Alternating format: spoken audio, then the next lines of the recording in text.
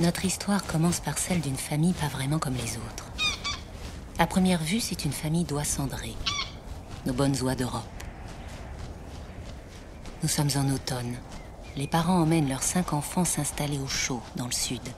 Sur leur route, comme tous les ans, ils ont prévu une escale à Paris. Jusque-là, tout est normal. Mais la surprise, c'est elle. Cette petite tête blanche avec une barre noire sur les yeux.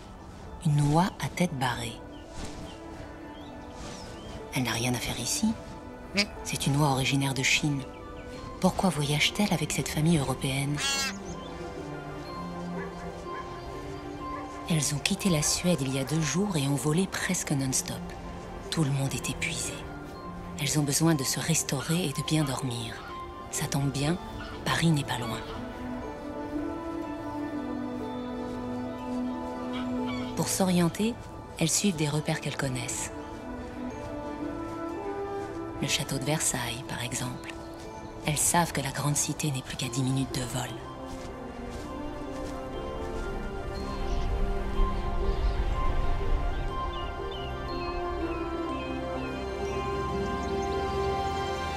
Après le château, il suffit de suivre l'autoroute de l'Ouest et de rejoindre la Seine, c'est bien connu.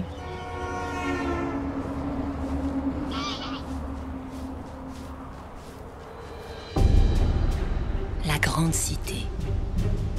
Paris n'a pourtant pas toujours attiré les animaux. Quand les premiers hommes arrivent ici, ils trouvent un marais inondé par une rivière sinueuse. La tribu gauloise des Parisis s'installe, mais elle a les pieds dans la boue.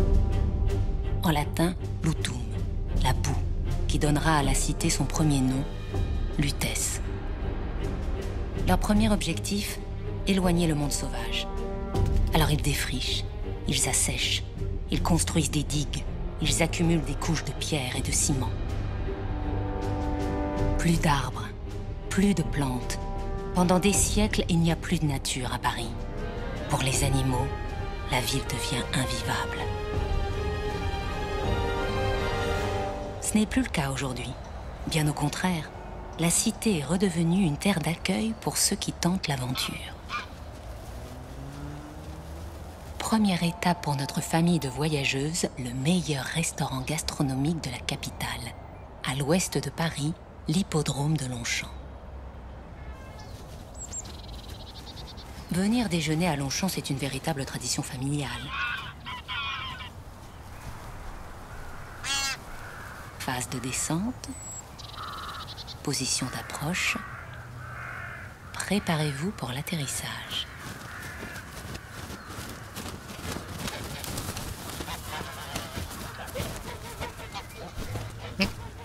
Et maintenant, le festin. On sent bien que cette herbe est choyée, engraissée, arrosée et tondue juste à point. Rares sont les établissements qui servent un repas d'une telle richesse. Il y a des millions de brins d'herbe et évidemment, on veut le même que sa voisine.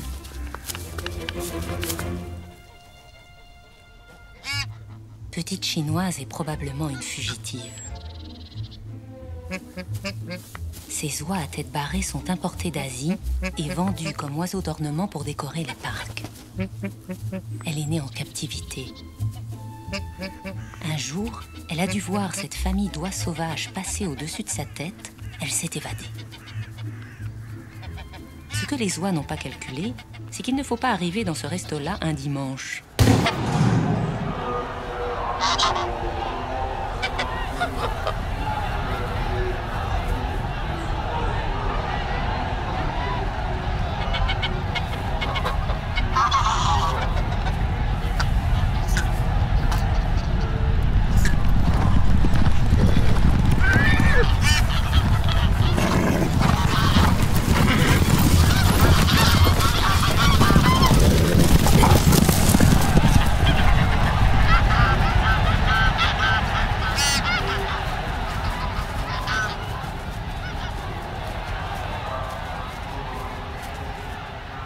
Maintenant, trouvez une bonne auberge pour la nuit. Direction le bois de Boulogne. La mare Saint-James est à 2 pas de la porte Maillot.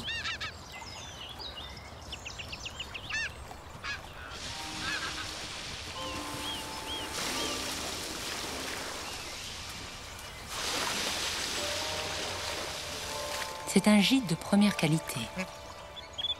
Dans les beaux quartiers, où de nombreux Parisiens viennent se livrer à leurs étranges activités. Pas de danger, ils sont inoffensifs. Petite Chinoise commence par goûter la saveur de l'eau. Tout va bien, c'est potable.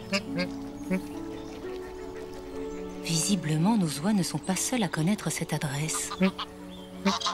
Une autre famille de voyageuses, mais celles-ci sont des oies américaines. Étrange. On se salue poliment et on partage les lieux. Le dortoir disponible est ici une petite île au milieu de la mare.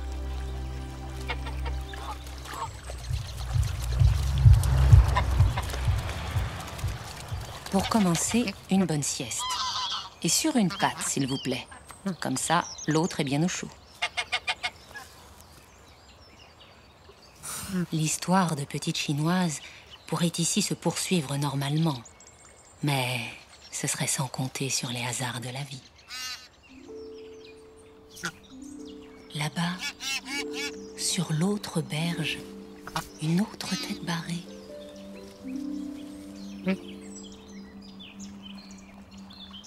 Depuis ses parents, Petite Chinoise n'a jamais revu une de ses congénères. Dans la mémoire des oiseaux, les images des premières heures de la vie restent gravées à jamais.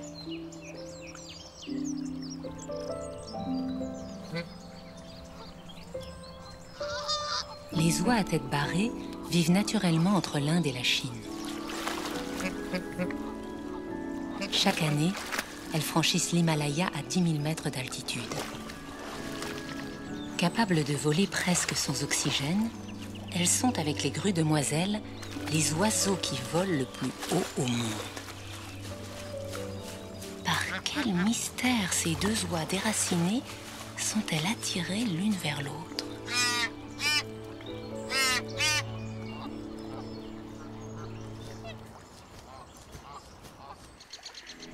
Le père donne le signal du départ. Elle doit s'en aller. Elle doit suivre sa famille.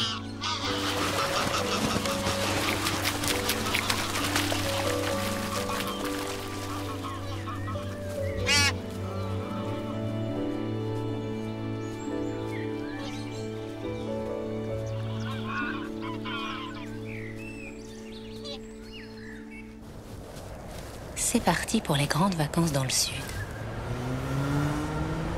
Mais d'abord une épreuve périlleuse. Traverser la grande cité. Ici, plus rien ne ressemble à leur monde. Les grandes murailles, les hommes qui vont dans toutes les directions. Le seul repère, c'est l'eau.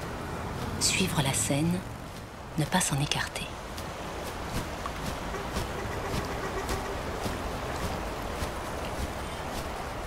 En tête, le père maintient le cap en ouvrant le sillage. La mère est derrière. Elle les oblige à rester bien groupés.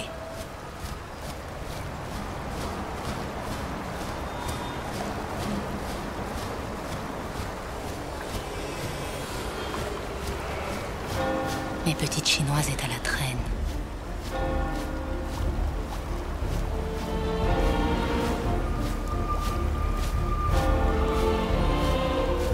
Les autres prennent de l'avance. Ils ne se rendent pas compte.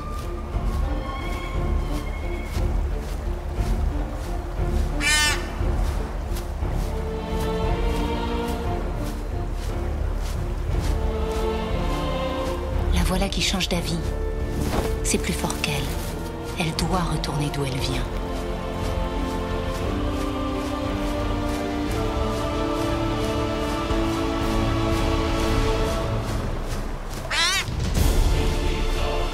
La famille ne l'a pas vue s'éloigner.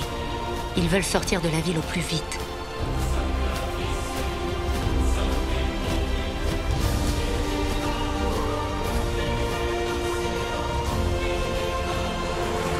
Petite Chinoise veut retrouver celle qui lui ressemble.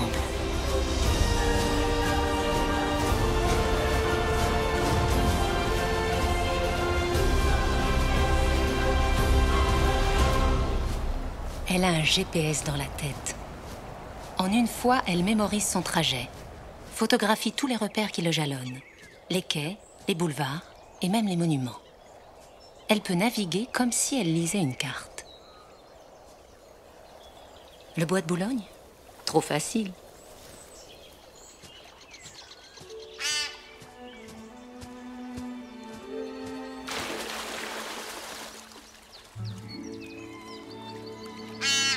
Celle qui lui ressemble n'est plus là. Petite Chinoise n'est qu'une enfant de 6 mois, seule dans une grande ville. Comment va-t-elle se nourrir? Où va-t-elle dormir? Les oies sont des animaux sociaux. Elles ne sont pas faites pour la solitude. Elles ont trop besoin des autres.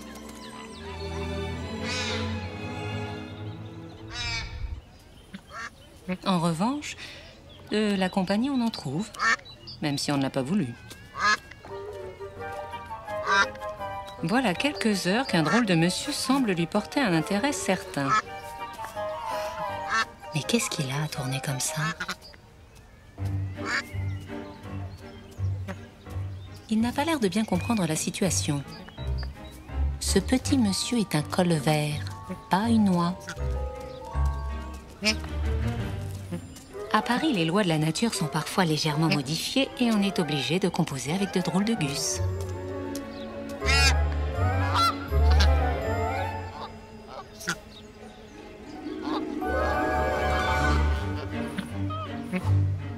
Des oies américaines. Depuis quelques années, certaines d'entre elles ont élu domicile à Paris. En tout cas, ça ferait des copines plus fréquentables.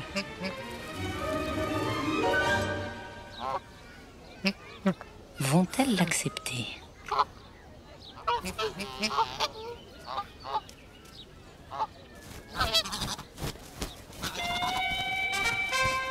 Voilà comment on se débarrasse d'un pot de colle.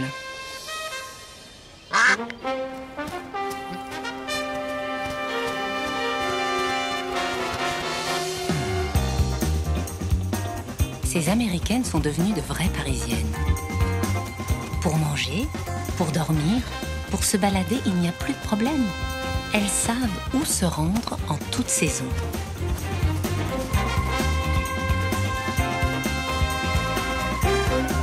Une nouvelle vie peut commencer.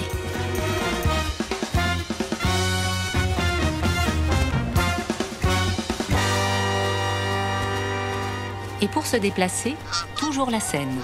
La Seine, c'est l'autoroute de la nature.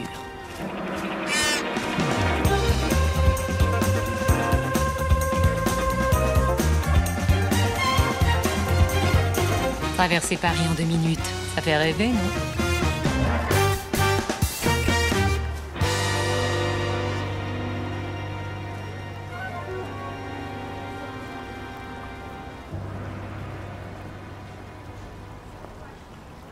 L'hiver arrive soudainement.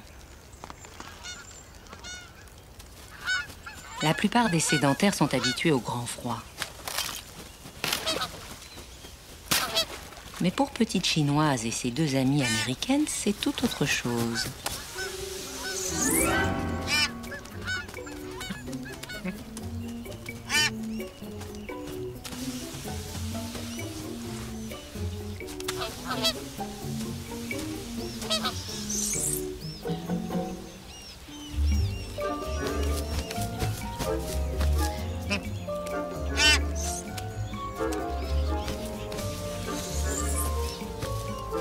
Sous les palmes, rien ne va plus.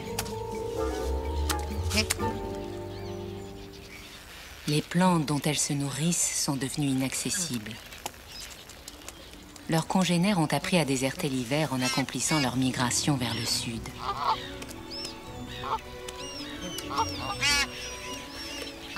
Heureusement, il y a des Parisiens plus attentifs qui pensent à les nourrir.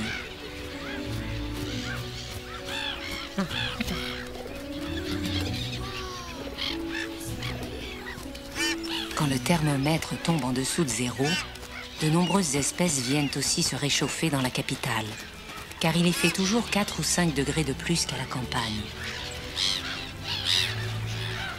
Surtout les mouettes rieuses. Elles arrivent par milliers de l'Atlantique. Le problème avec elles, c'est qu'elles sont beaucoup plus légères. Elles attrapent tout plus vite.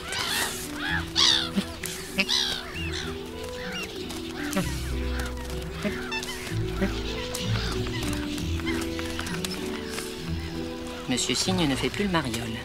Les gros porteurs sont désavantagés.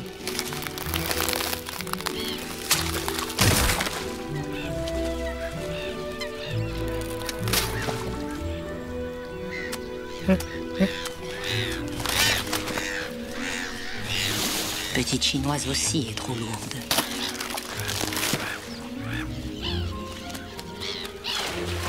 Mieux vaut retourner sur le grand fleuve.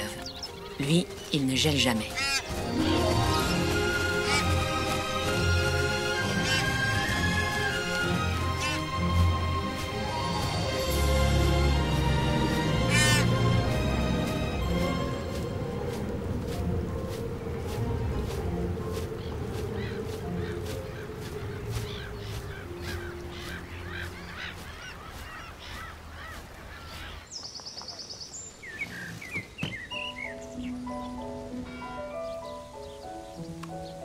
À la fin du printemps, tous les couples sont formés et les petits ne vont pas tarder. Petite chinoise, elle, n'a trouvé aucun oiseau de son espèce. Il arrive parfois que des migrateurs forment des couples mixtes avec d'autres espèces. Et c'est probablement ce qui se serait produit si un événement inhabituel n'avait eu lieu. Un premier vol est arrivé. Des Américaines. Puis, un deuxième vol.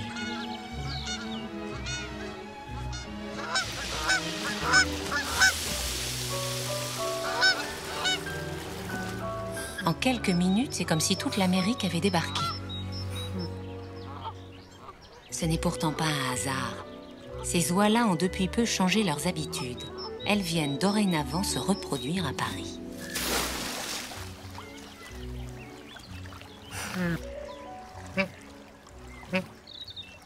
Petite chinoise a dû penser qu'elle aurait de nouvelles amies. Mais très vite, la réalité s'est imposée.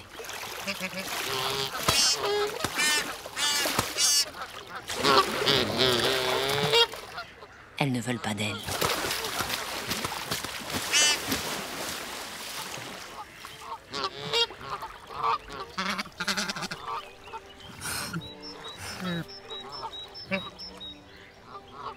La voilà seule à nouveau.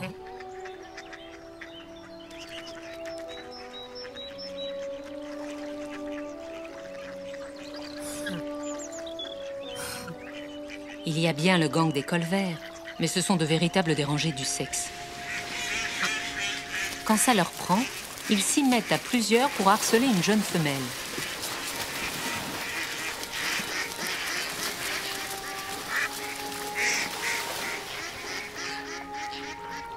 Un sale moment à passer pour la canette, mais elle sait que ces dingos vont finir par se fatiguer.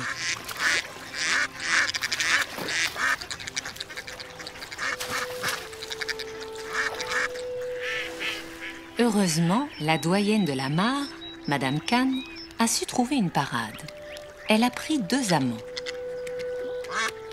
L'avantage d'avoir 2 amants, c'est qu'ils sont jaloux l'un de l'autre. Du coup, ils ne s'éloignent jamais d'elle de peur que l'autre n'en profite.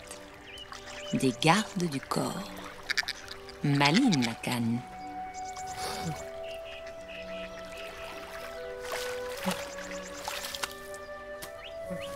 Petite chinoise est née en captivité. Puis elle s'est évadée en suivant une famille suédoise qui l'avait adoptée. Voilà un an, elle s'est retrouvée seule dans la grande ville. Et puis, il y a eu les copines, les bonnes copines américaines. Elle s'est adaptée à la cité. Mais elle reste une sans famille.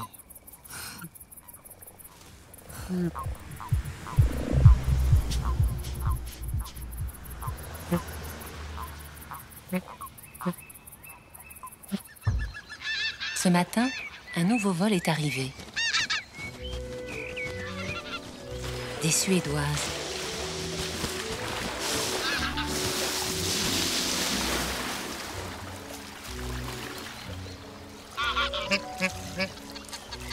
petite chinoise reconnaît ses voix.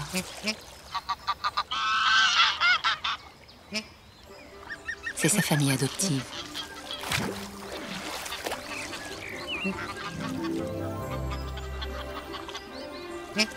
Si elles sont là, ça veut dire qu'elles font leur escale habituelle. Elles arrivent de Suède et vont dans le sud.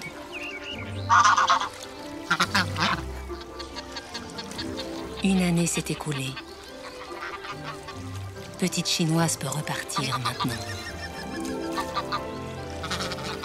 C'est Monsieur Cygne qui va être content.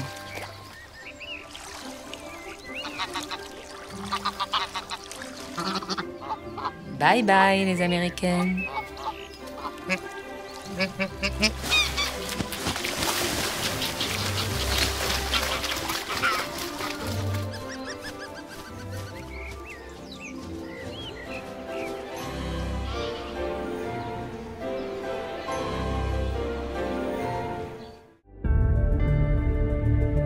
Les animaux qui peuplent nos contrées ont de fabuleuses aventures à nous raconter. Ils vivent là, tout proche de nous, à l'abri de nos regards. Ils parcourent des distances immenses au-dessus de nos têtes.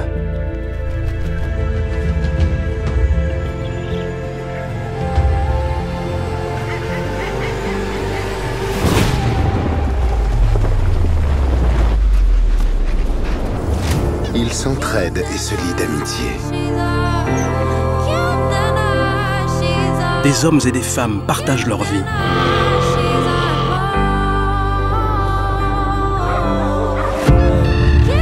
Comment parviennent-ils à se séduire?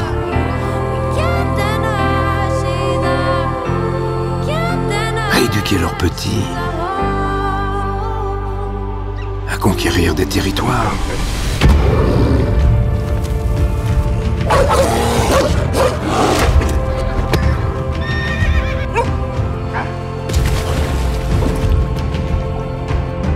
Ils se métamorphosent et acquièrent des pouvoirs insoupçonnés.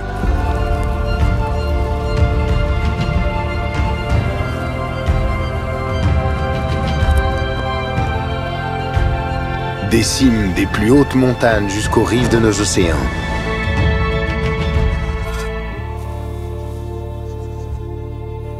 Voici les plus belles histoires de ce monde sauvage qui nous entoure.